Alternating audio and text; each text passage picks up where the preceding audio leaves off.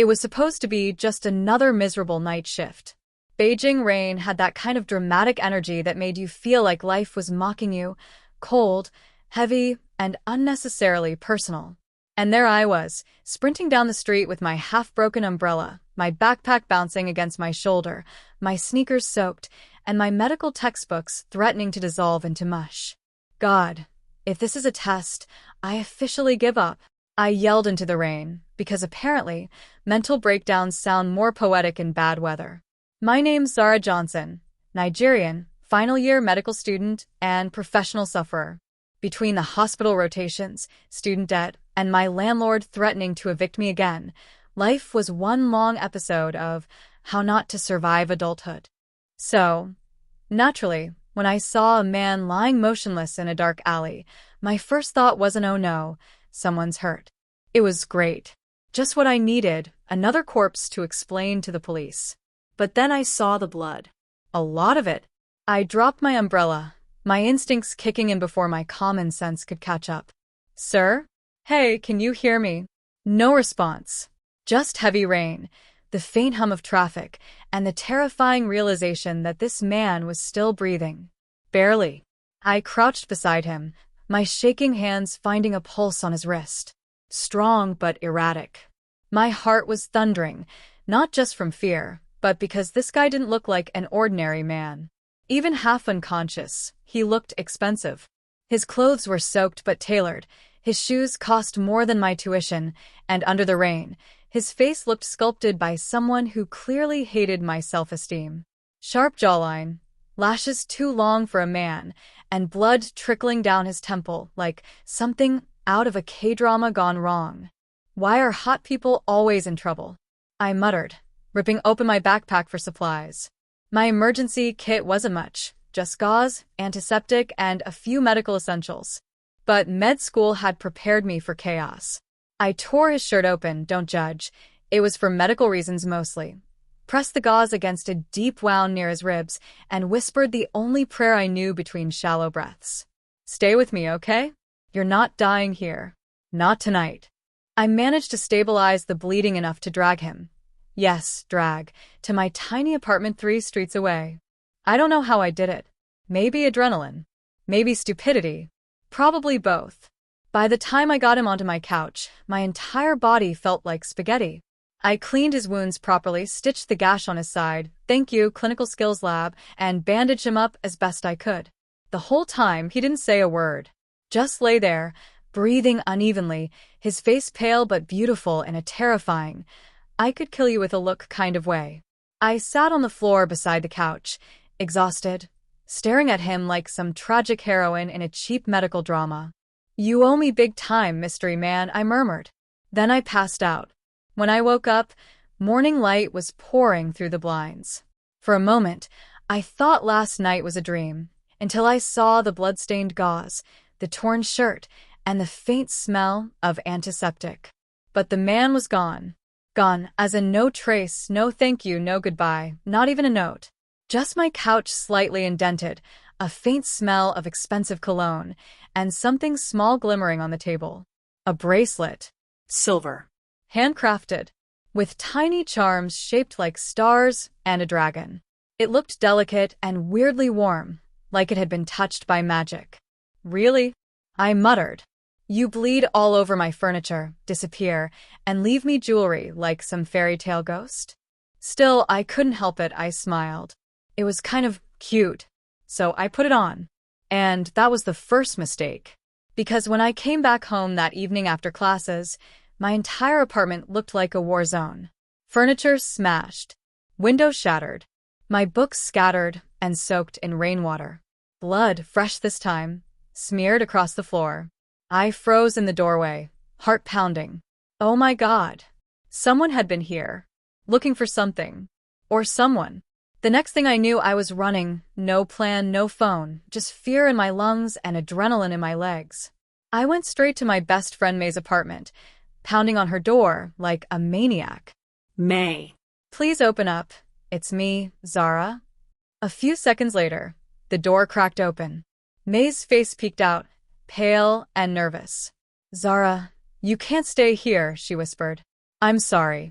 I can't get involved. What are you talking about? May, someone broke into my... Go, please, she hissed and slammed the door shut. And just like that, I realized I had no one. No home. No friend. No clue what the hell was going on. So I went to the only place left, a rundown homeless shelter near the train station. The kind of place where hope came in thin blankets and bad soup. That night, as I lay on the cot, staring at the bracelet on my wrist, I whispered, "What did I get myself into, mystery man?" The bracelet shimmered faintly under the dim light. And somewhere in the city, a man with storm-dark eyes and a scar across his ribs stared at the same charm bracelet in his hand, believing the woman who saved him was gone forever. Pain had a rhythm, a steady, cruel beat that reminded him he was still alive when he'd rather not be. Li Tian, heir to the Tian syndicate, exhaled slowly as the black car pulled up in front of the derelict apartment building. His ribs still ached beneath the fresh stitches, her stitches, but the pain didn't matter. Not compared to the hollowness gnawing at his chest. He'd come back for her. The woman who saved him. The stranger who dragged his half-dead body out of a Beijing alley, who touched him with trembling hands and whispered, "You're not dying tonight." He remembered her voice like a ghost, soft, desperate, alive. But the apartment he'd once fled in now looked like a grave. The door hung half open. Inside, chaos. Smashed furniture. Blood smeared across the wall. His blood? No. Too fresh. Too wrong. He froze. His men fanned out behind him, silent. "Check the perimeter," he ordered quietly. His second-in-command, Han, glanced at the floor. "Boss, there's blood here too. Smaller traces. It's... Don't say it." Li Tian's voice cracked for the first time in years. He moved through the wreckage, every breath sharp. A torn backpack lay in the corner, the same one she'd carried that night. A med student's bag. Her name tag cracked in two. Zariah Johnson. That was the first time he learned her name. He picked up the broken plastic tag, fingers trembling slightly. Then he saw the blood pooled near the couch. Enough to suggest injury, or worse. Han swallowed. "Sir, there's no body. They must have taken her." Li Tian stared blankly at the mess. "Or she's dead." Silence. Even the rain outside stopped sounding like rain, more like static. Han hesitated. "We don't know that." "I do," Li Tian said. His tone was flat, but his eyes, those cold, steel-gray eyes, burned. "They found me. They found her. And now she's gone because of me." He turned away from the wreckage and walked out before anyone could see the flicker of emotion crossing his face. In his world, weakness got people killed, and the last innocent person who had ever touched his life had just paid the price for it. That night, he sat alone in his penthouse office, a fortress of glass and shadow. On his desk lay the second half of a matching bracelet. He'd had them made years ago, forged with protective charms from his grandmother's village. One had fallen off in that alley during the ambush, the night his own family betrayed him. She must have found it. He clenched the remaining bracelet in his palm until his knuckles turned white. "Rest now, little doctor," he whispered under his breath. "I'll make sure they pay." The next few days were a blur of blood and vengeance. Rivals disappeared. Informants vanished. His name, already feared, became a curse spoken only in whispers. But the one thing he couldn't find was peace. Every time he closed his eyes, he saw her face, rain in her lashes, hands shaking as she tried to save him.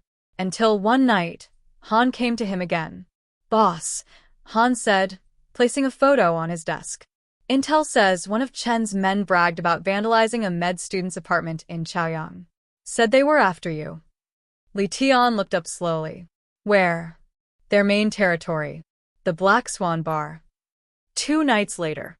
The Black Swan was full of smoke, neon, and bad decisions. Music pulsed through the walls like a heartbeat. And then it stopped. Because the moment Li Tian stepped inside, the entire room went silent.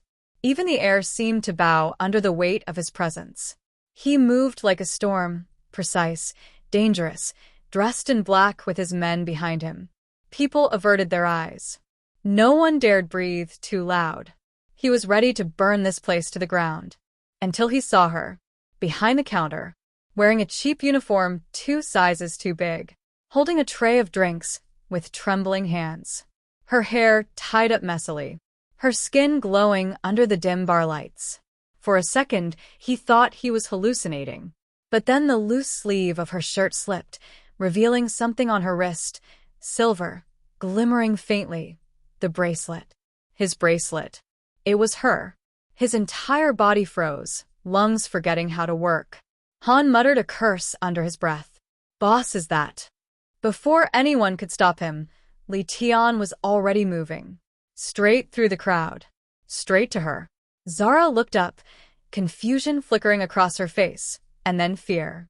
She stumbled backward as he reached for her, eyes wide. Wait, what are you doing? He didn't answer. His hand shot out, gripping her wrist, firm but trembling, as if to make sure she was real. The tray slipped from her grasp, glasses crashing to the floor in slow motion. The entire bar fell silent as the feared Li Tian dragged a screaming waitress out the front door. Let me go, she kicked, her voice breaking. You can't just, are you insane? Quiet, he growled, jaw tight, though his chest was heaving. You were supposed to be dead. What? What are you talking about? He didn't reply. Didn't trust himself to. His pulse was chaos, relief, rage, disbelief, all tangled. By the time they reached his black car, she was out of breath and trembling. He opened the door, half shoving, half guiding her inside. Who are you? She shouted, tears welling up. He stared at her, really stared, as if trying to memorize her face this time so fate couldn't steal her again. You saved my life, he said finally, voice low. And now you're mine to protect. Her mouth fell open, stunned into silence. And before she could respond, he slammed the door shut and turned away, trying to calm the storm raging under his skin. That night, for the first time in years, Li Tian couldn't tell if he was still the hunter or the one being hunted. Waking up in a strange man's bed was not on my to-do list. Especially not after being kidnapped out of my workplace by a man who looked like he ate people for breakfast. I blinked a few times, staring at the ridiculously high ceiling above me. Gold trimming. Silk sheets. A chandelier that looked like it cost more than my entire life. Okay, I whispered to myself. Either I died and woke up in a kdrama, or I've officially been abducted by wealth. My wrists weren't tied, but the heavy mahogany doors were locked. I knew because I'd already tried the handle. Twice. Then, like the universe wanted to prove it still hated me, the door clicked open. And there he was. Mr. Mystery Man in the alley. Only this time he wasn't bleeding. Or shirtless. He was perfect. Black tailored suit. Cold eyes. That same scar near his ribs peeking slightly through his collar. My mouth moved before my brain could stop it. You. His gaze flicked to me, sharp, unreadable. You're awake. Oh wow, Sherlock. You noticed. He ignored my sarcasm and stepped inside. The air instantly got thicker, like his presence alone came with its own gravitational field. He didn't even look like he walked, he glided. The kind of man whose footsteps made the world get out of his way. Where am I? I demanded, sitting up, clutching the blanket like it was my last shred of dignity. My home. Your home, I scoffed. Did the word consent skip your dictionary? You dragged me out of a bar, scared the life out of me, and now I'm just supposed to chill in your billionaire lair like this is normal? He didn't flinch, just tilted his head slightly, studying me. You saved my life. And you ruined mine, I shot back. So, I guess we're even. Something flickered in his eyes. Maybe guilt. Maybe irritation. Maybe both. He turned away briefly, his voice calm but tight. If I hadn't taken you, my enemies would have. Oh, how thoughtful, I said dryly. Kidnapping me first was definitely the better option. He sighed. The kind of sigh that said he was used to people obeying him, not arguing. I'm not your enemy, Zara. That stopped me cold. How do you even know my name? You left your student ID at the apartment, he said simply. And I found blood. I thought you were dead. For a second, I didn't know what to say. There was something raw in his tone, something that didn't match his stone-cold exterior. But I wasn't about to let him off easy. Yeah, well, surprise. I'm alive. You can stop playing broody ghost hero now. He stepped closer, and I swear my heart jumped out of rhythm. You think this is a game? He said, voice low, controlled. The people who destroyed your home were looking for me. If they found you again, they'd finish what they started. And you think you're the solution? I snapped. You're the reason this started in the first place. For a moment, we just stared at each other. The tension in the air could have powered the Beijing grid. Then he broke the silence. You're safe here. Define safe, I muttered. He didn't answer. Just turned and left, his cologne lingering in the air like a sin I wanted to forget, but couldn't. The door clicked behind him, and I exhaled shakily, my brain doing gymnastics. Safe? Yeah, right. I was trapped in a mansion with a man who looked like temptation wrapped in trauma. The next few days were weird. No one came near me except for a quiet housekeeper who brought food and side-eyed me like she wasn't sure if I was his mistress or his hostage. For the record, hostage. Definitely hostage. I tried to escape. Twice. The first time, the guards caught me before I reached the gate. The second time, I got all the way to the garage until Li Tian himself appeared like a ghost out of nowhere. You're persistent, he said. And you're delusional, I shot back. This isn't normal behavior. He didn't argue. Just looked tired, which somehow annoyed me even more. If you run, they'll find you, he said quietly. And this time, I might not get there in time. I hated that his words made my chest tighten. I hated that his voice could sound sincere. And most of all, I hated that every time I looked at him, I remembered the way he looked when I first found him, broken, human. A week later, I found him again, sitting shirtless in his study, grimacing as he tried to re-bandage his wound. Wow, I said from the doorway. Billionaire, mafia boss, kidnapper, and terrible patient. You're the full package. He looked up, his eyes flashing something dangerously close to amusement. Come here. Excuse me? I need help. I folded my arms. You have men for that, not ones who won't flinch at the sight of blood. I hesitated, then sighed. My inner doctor refused to let him bleed out just because my pride was injured. Fine, I muttered, walking over. But if you try anything weird, I swear I'll stab you with your own syringe. He chuckled softly. Noted. I cleaned the wound carefully, trying to ignore how close he was, how his skin radiated warmth, how his breath brushed my neck. You shouldn't move so much, I murmured, pressing the gauze firmly. I'm not used to being still, he said. His voice was softer now, tired. I owe you a debt I can't repay. Try starting with an apology, I said without looking up. He actually paused. I'm sorry. The sincerity in his tone made my hands freeze. When I finally met his eyes, there was no arrogance, just something raw, real. I looked away quickly. Good. Now stay alive long enough to annoy me another day. That earned me a faint smile, the kind that didn't reach his eyes, but still made my stupid heart skip a beat. And that was when I realized I was in trouble.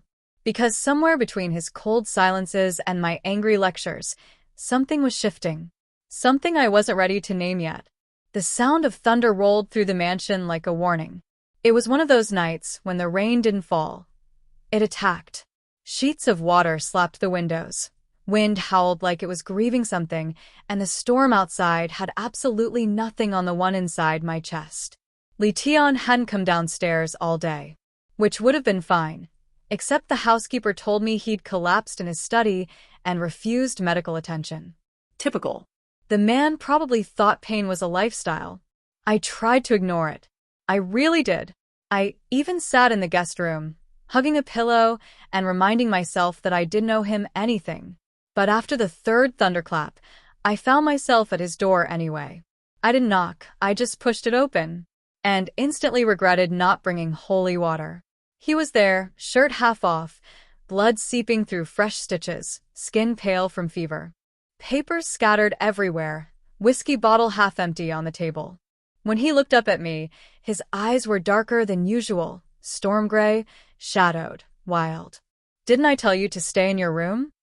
His voice was hoarse, but the authority was still there, sharp as ever. I crossed my arms.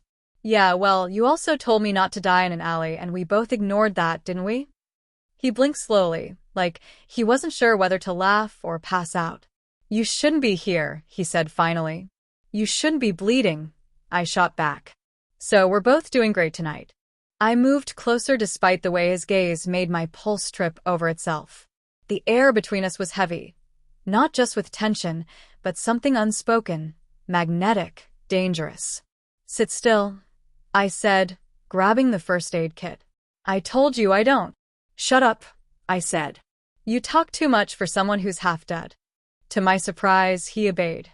His breath hitched slightly as I peeled away the soaked bandage. The wound was inflamed, angry red, hot to the touch. I frowned, my fingers brushing his skin.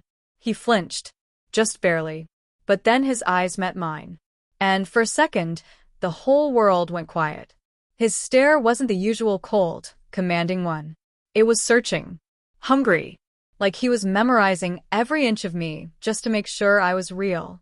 "Don't look at me like that," I muttered, trying to focus. "Like what?" "Like you're about to start a war," I whispered. He didn't respond. His jaw tightened, his breathing uneven now, and not just from the pain. "You shouldn't touch me when you talk like that," he said finally, voice low enough to make my stomach twist. I froze, realizing how close I was.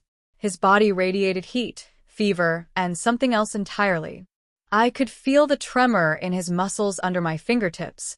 "I'm a doctor in training," I said quickly, forcing professionalism into my tone. "Touching you is literally part of the job." He gave a soft, humorless laugh. "You're cruel. You're dramatic." The silence that followed was unbearable, charged, heavy. His eyes dropped to my lips for a fraction of a second before he tore them away, fists clenching like he was restraining himself. When I finished, I started packing up my kit. "You need antibiotics and rest," I said. "If you keep moving around like this, the infection will spread." He leaned back, eyes closed, breathing through the pain. "How long?" "At least 2 weeks." His eyes opened again. "Stay. Treat me."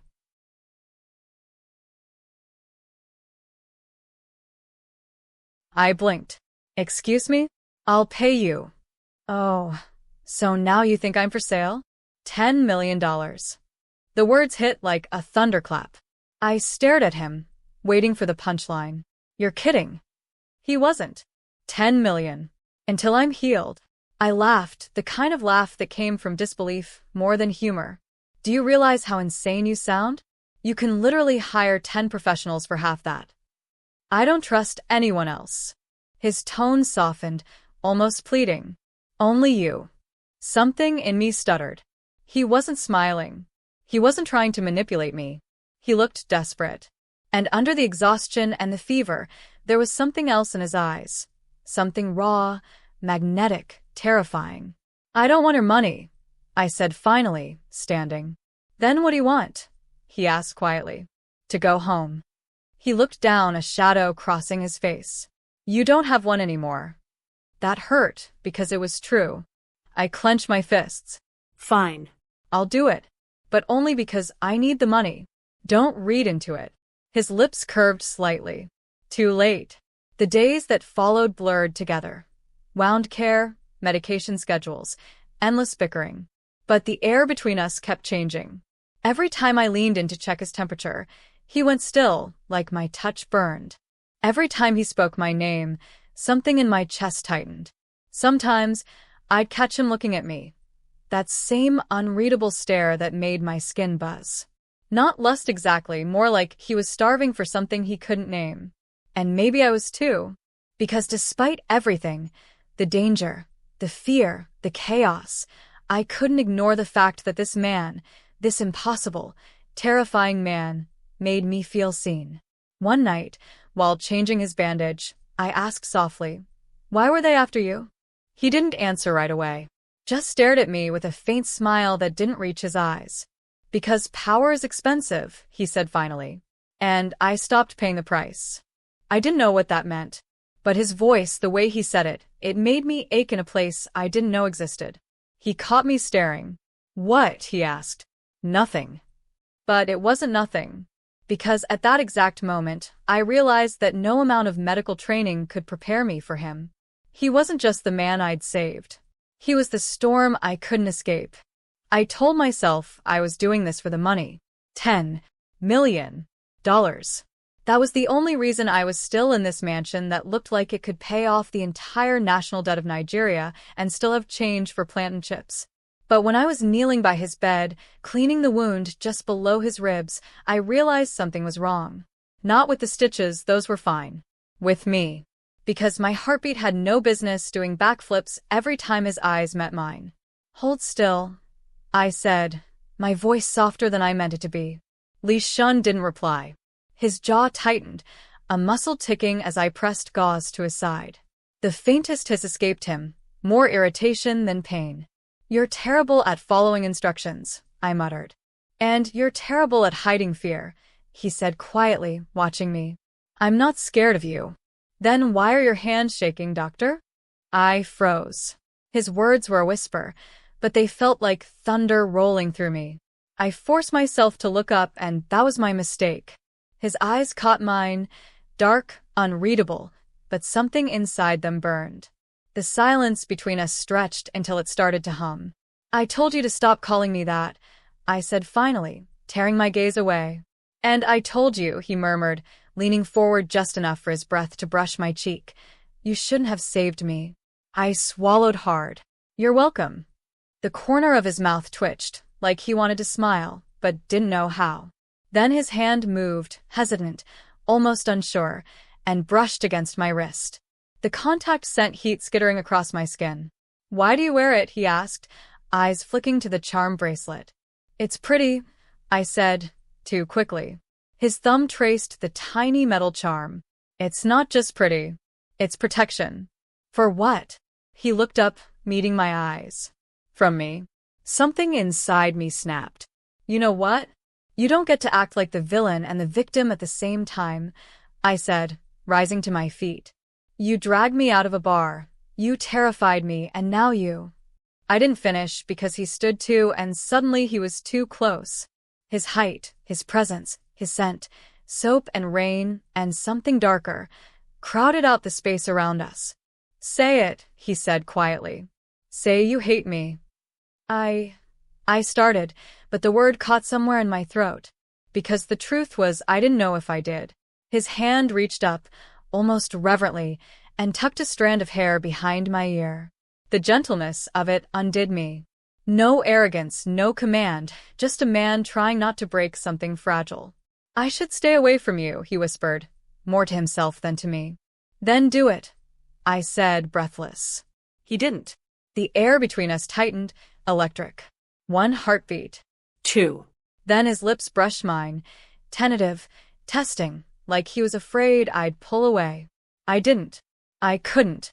The kiss deepened, slow and desperate, a collision of anger and relief. His hand slid to my waist, mine gripped his shirt, and everything we'd been holding back for days poured out in one trembling breath. Tell me to stop, he said against my skin. But I didn't say it. Because in that moment, with the storm roaring outside and the world shrinking to just the space between us, I didn't want to stop. I wanted to forget. I wanted to feel. His mouth found mine again, fierce and unguarded, and I melted into him. The fire beneath his skin became mine, burning through the fear, the confusion, everything. The night swallowed the rest, the sound of rain, the rustle of sheets, the heartbeat that wouldn't calm down. And somewhere between that fire and the silence that followed, I realized I was falling for the man I should have run from. Morning came quietly. The first thing I noticed was the cold. The second was the emptiness beside me. He was gone. Just like the first time. The room was too quiet. No footsteps. No murmured orders through the hallway. No trace of the man whose presence had filled every corner of it the night before. Just silence.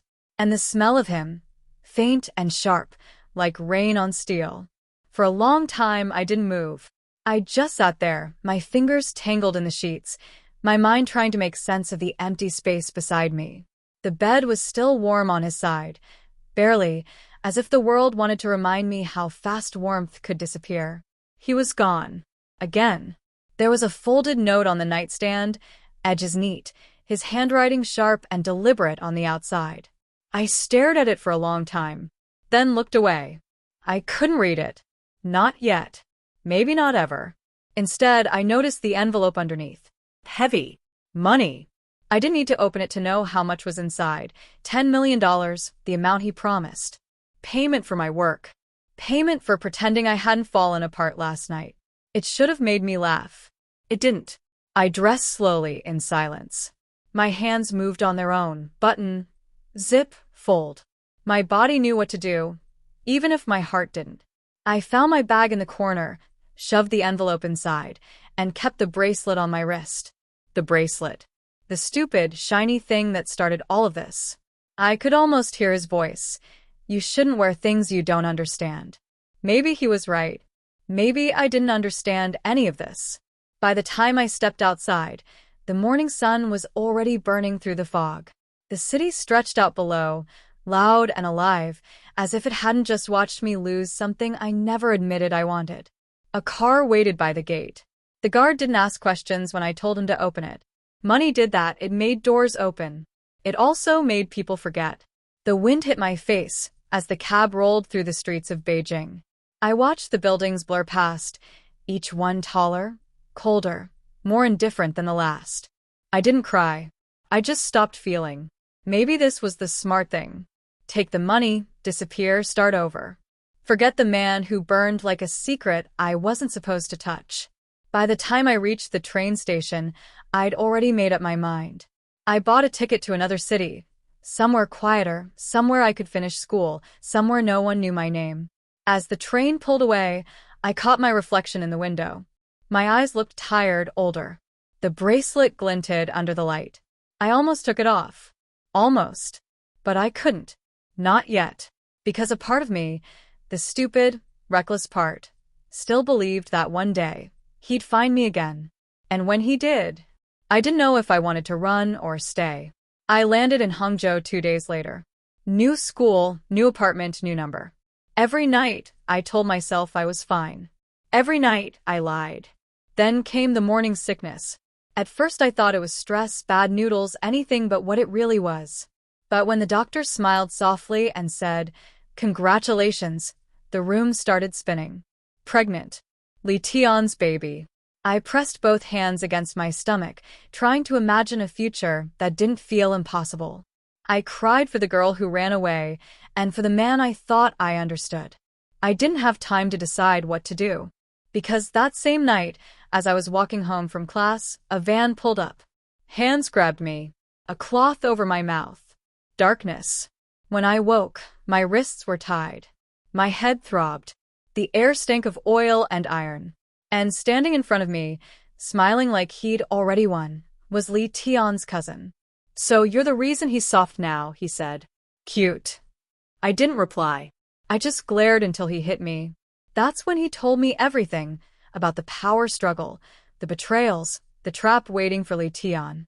How the man I'd hated was out there fighting his own family and losing. And I realized, while I was busy running from him, he'd been protecting me in ways I couldn't see. Then I heard the gunfire. The warehouse doors crashed open, and the world became chaos. Shouting, smoke, footsteps pounding against metal. Through it all I saw him. Li Tian. He looked half dead, pale from his healing wound, but when his eyes found mine, something in him ignited. He moved through the haze like a storm, cut the ropes, and pulled me against him. I couldn't breathe. I couldn't stop shaking. All I could do was cry into his chest as he whispered, "You're safe now. I'm here." Later, when everything went quiet, I found the courage to tell him. About the baby. About how I thought he left me again. He didn't speak for a long moment, just touched my face with a gentleness I didn't expect. "Then stay," he said. "Stay with me." We got married quietly, just us, a sleepy judge, and the hum of city traffic outside. No flowers, no dress, no witnesses.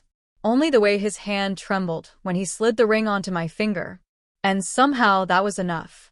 Months passed.